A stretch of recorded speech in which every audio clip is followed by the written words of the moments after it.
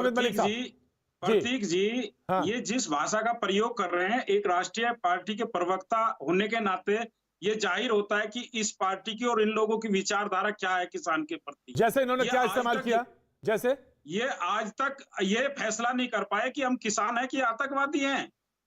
ये हमको 1 मिनट में अन्नदाता कहते हैं, अगले दिन आतंकवादी कहते हैं और ये कह रहे हैं जिम्मेदारी। अरे राकेश टिकैत ने जिम्मेदारी ली थी। नहीं, उन्होंने आप कहा इसी था, तरीके की उन्होंने कहा था राइट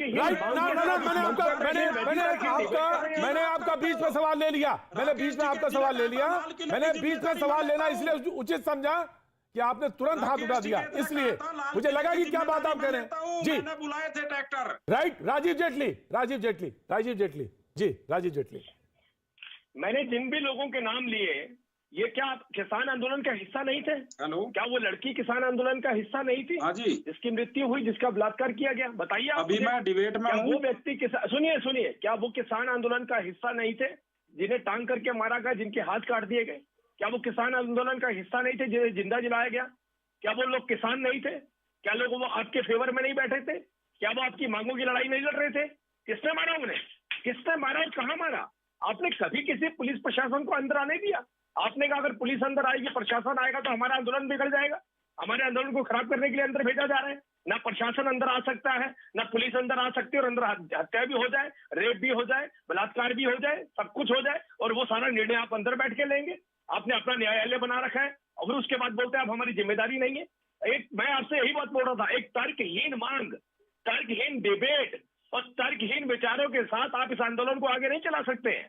हम तो बार बार आपसे इस बात को कह रहे थे कि बताइए आपकी मांग क्या, उस मांग को आगे रखा जाए, उस मांग पर चर्चा की जाए और समाधान निकाला जाए। कितने लोगों की हत्याएं वहां पर हो गई, कितने लोगों के साथ इस तरीके के कुकर्म हो गए, और आप बार बार इस बात को कोट करते हैं लोग शहीद हो गए। अरे भाई, मैं यही बात तो बोलना चाहता हूं कि इस आंदोलन के अंदर जिसको हम भावुकता के साथ ले रहे थे, हम चाहते थे कि भावुकता के साथ इसका समाधान निकाला जा सके, लेकिन एक रवैया, अड़ियल रवैया अपनाकर राजनीतिक बयानबाजी कर रहे थे। आईपी सिंह साहब आप केवल सफल कर सकते हैं आईपी सिंह साहब, राइट साहब, मैं डिबेट खोल रहा हूं। आईपी सिंह साहब, कहा जाता है, किसान नेता की तरफ से कहा जाता है कि सड़क पर भी दुर्घटना होती है, हो गई दुर्घटना है, हो गई। प्रतीक जी, बीजेपी की सरकार हरियाणा में भी है, बीजेपी की सरकार उत्तर प्रदेश में भी है और केंद्र में भी है। जो कुछ सिंघू बॉर्डर पर हुआ, समाजवादी पार्टी उसकी कड़ी निंदा करती है। जो पीड़ित परिवार है उसे 50 लाख रुपए की आर्थिक मदद हरियाणा सरकार, केंद्र सरकार और पंजाब सरकार भी अपनी तरफ से मदद करे और उस परिवार को, जो पीड़ित परिवार है, उसको एक नौकरी दी जाए। सवाल ये खड़ा होता है कि अगर आप इस हत्या को, जिस तरह के नरसंहार लखीमपुर में हुआ, आप उसकी तुलना करेंगे मंत्री के जीप के पहिए से किसानों को रोक दिया गया, आप उसकी तुलना बीजेपी कर सकती है? इसका जो 500 से 700 के बीच जो किसान शहीद हो गए बॉर्डर पर, उसके लिए देश का प्रधानमंत्री, केंद्र की सरकार जिम्मेदार है। आईपी सिंह साहब, मैं रोक रहा हूं। आईपी सिंह साहब, मैं रोक रहा हूं। आईपी सिंह साहब, audio down sir. IP Singh साहब, आप तुलना करें, मैंने तुलना नहीं की थी, लेकिन आप तुलना करके ये कह रहे हैं कि ये अपराध, दलित का जो ये अपराध है, दलित के ऊपर जो अपराध हुआ है, ये छोटा है। आप कंपेयर कर रहे हैं, आप ही ने कंपेयर शुरू किया, वर्ड यूज किया, आप कंपेयर कर रहे हैं इसको कि ये हाथ काट देना, पैर काट देना, ये कहां का, ये कौन सा तालिबानी जो हत्या है, इसकी आप तुलना कर रहे हैं? मैं ये नहीं कह रहा लखीमपुर का कांड छोटा है। एक 10 वर्ष की बेटी के साथ रेप होता है, उसकी हत्या कर दी जाती है, और जब लापता मुख्यमंत्री बाबा।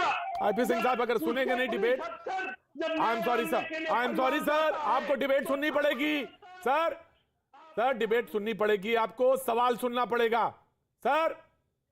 आईपी सिंह साहब, ऑडियो डाउन। सिंह साहब बोलते रहिए, फिर ऐसे नहीं होगा। आईपी सिंह साहब, यू हैव टू लिसन, आप सुनिए तो। आपने कहा तुलना नहीं हो सकती, या तुलना, कोई तुलना नहीं कर रहा था, अपराध अपराध है। लेकिन आप ये कह रहे हैं कि ये छोटा अपराध है, किसी का हाथ काट देना। किसी अपराध को छोटा नहीं कहता। इसलिए मैंने कहा कि समाजवादी पार्टी में स्वयं इस बात की कड़ी निंदा करते हैं कि जो गुनाहगार है उन्हें कड़ी से कड़ी सजा दी जाए।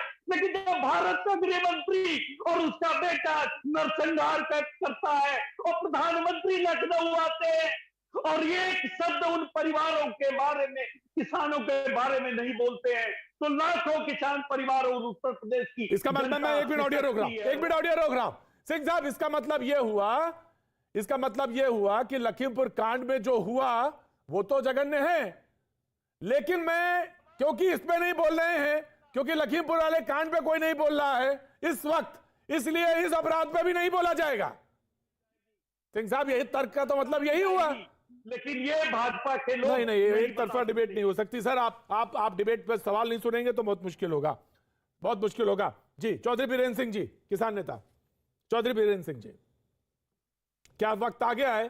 सर, सवाल रखा है ये मैंने कि क्या वक्त आ गया है कि अब सिंघू बॉर्डर पर या तमाम किसान नेता जो वहां पे आंदोलनरत हैं, उससे वक्त फैसला लेने का है?